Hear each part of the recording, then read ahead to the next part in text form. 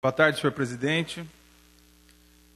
Boa tarde, senhores deputados, senhoras deputadas, aos profissionais da imprensa, aos funcionários da casa. É um prazer muito grande falar aqui hoje na Assembleia Legislativa do Estado do Paraná, a casa de todos os paranaenses. A gente sente realmente aqui a representatividade do nosso estado, das cataratas ao norte do Paraná, do litoral à capital, do oeste aos Campos Gerais, e isso é um motivo de orgulho da gente, Pé Vermelho, vir aqui representar uma instituição. E eu digo assim porque não vim por ser o Fábio Cavazotti, e sim por representar essa iniciativa que em nossa cidade está crescendo, em outras cidades também, e ela reflete o amadurecimento do processo democrático e o amadurecimento da participação da população nessa democracia jovem ainda que o nosso país vive. É também uma honra, não poderia deixar de dizer, falar em nome do Dr. Valdomiro Grade, que quem não é de Londrina talvez não o conheça, mas tem uma história imensa, é o nosso presidente, é o líder desse movimento que a gente traz em Londrina, e ele me confere sempre essa honra de falar em nome do Observatório e no nome dele, que é algo que sempre vai me honrar e que eu carrego comigo.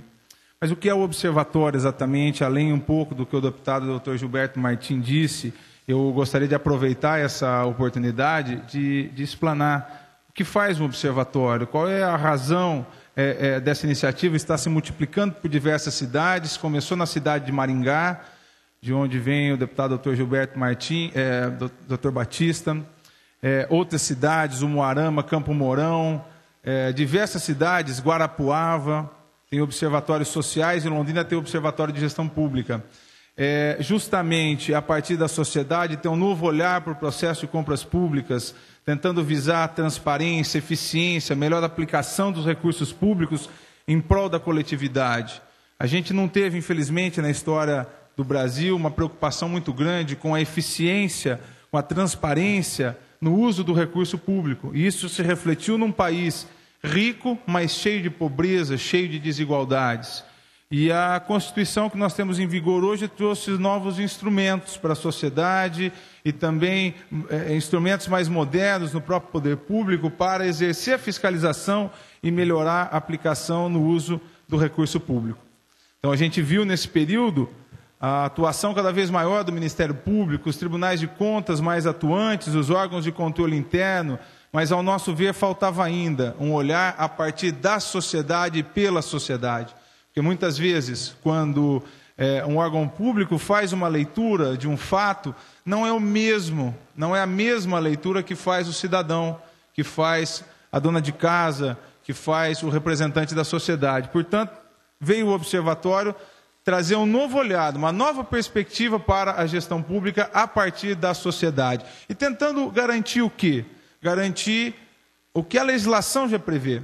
Os processos de compras públicas têm que seguir os princípios legais que levem à isonomia, à real competitividade, à economicidade, não é? E que a gente tenha, ao final de um processo de compras públicas, que visa adquirir um bem, um serviço ou mesmo uma obra, que ele seja feito trazendo um bem de qualidade e que haja uma boa utilização do recurso público. E, infelizmente, eu devo dizer aqui, na Casa dos Paranaenses, que nem sempre é isso que acontece. E a gente vê isso com bastante frequência.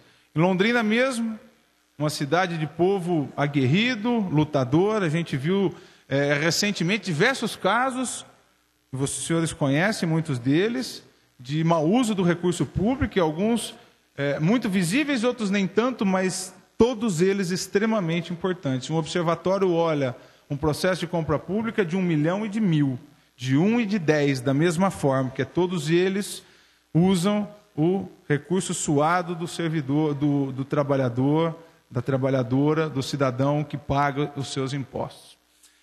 Em Londrina nós tivemos recentemente, então, qual é a perspectiva preventiva? Então, se a gente tem Ministério Público, Poder Judiciário, Tribunais de Contas, mas muitas vezes esses órgãos de controle eles acabam aparecendo quando uma irregularidade já aconteceu, quando o recurso público já deixou os cofres, quando o tesouro já foi dilapidado. E aí em que, apesar de alguns casos haver uma melhoria da atuação dos órgãos de controle, de tentar sanar essa situação com uma investigação, digamos, do Ministério Público, o ajuizamento de uma ação judicial, na melhor das hipóteses. Vai levar muitos anos para que haja uma efetiva condenação, o resgate daquele recurso público de volta para o patrimônio público. Vai levar muitos anos. O prejuízo ele é inestimável.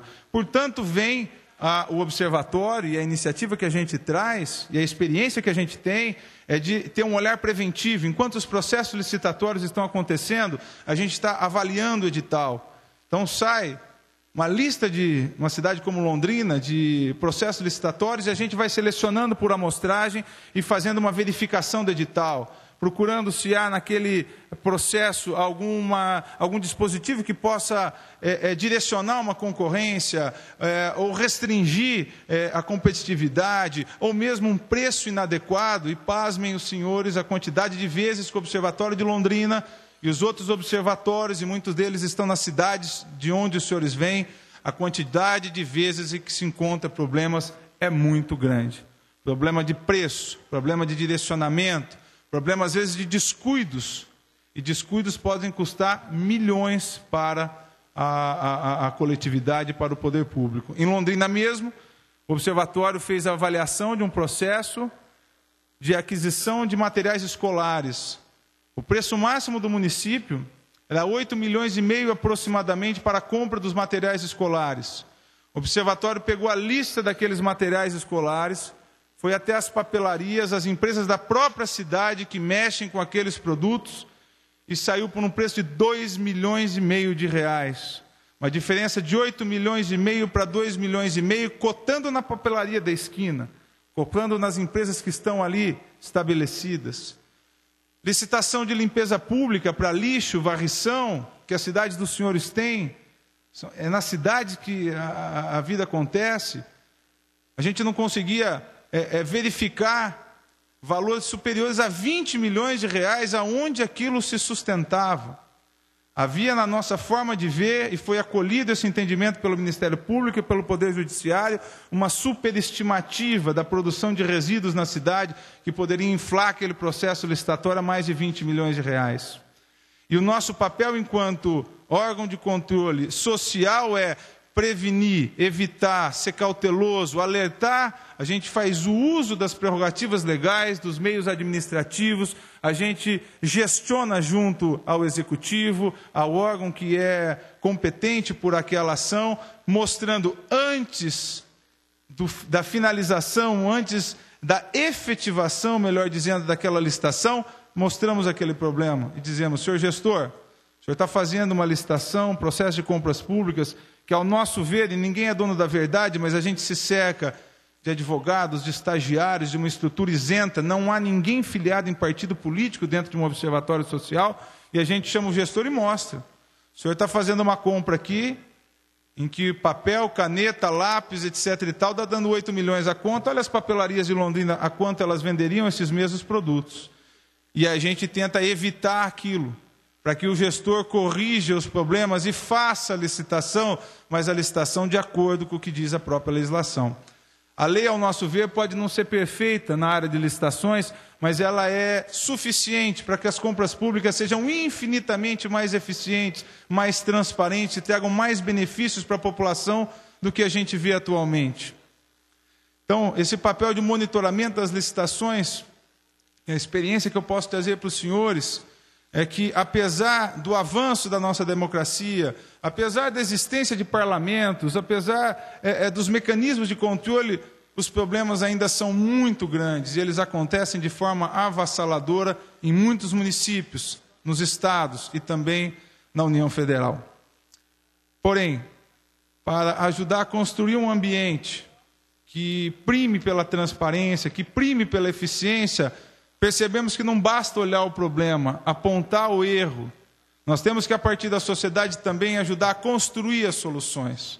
Então, o observatório, e junto aos outros observatórios, essa rede que se espalha, vem desenvolvendo outros tipos de atividades, paralelamente ao monitoramento das licitações, como, por exemplo, em Londrina, um programa intitulado Programa Compra Londrina, que tem participação da Associação Comercial, que tem participação da Federação das Indústrias do Estado do Paraná, da própria Prefeitura, do Companhia de Desenvolvimento Econômico, programa esse que quer incentivar e capacitar as empresas locais a participar dos processos licitatórios. Porque a situação, infelizmente, é tão grave que as boas empresas, aquelas de boa reputação, que existem em nossas cidades, com as quais a gente compra mercadorias, apartamentos, as empresas com as quais a gente lida no dia a dia, infelizmente, são essas, senhor deputado, que não gostam de participar de processos de compras públicas. As boas empresas, aquelas que têm preocupação com a sua imagem. Por que uma cidade como Londrina, que tem várias construtoras de excelente qualidade, quando vai fazer um prédio público, nenhuma delas aparecem para participar da licitação?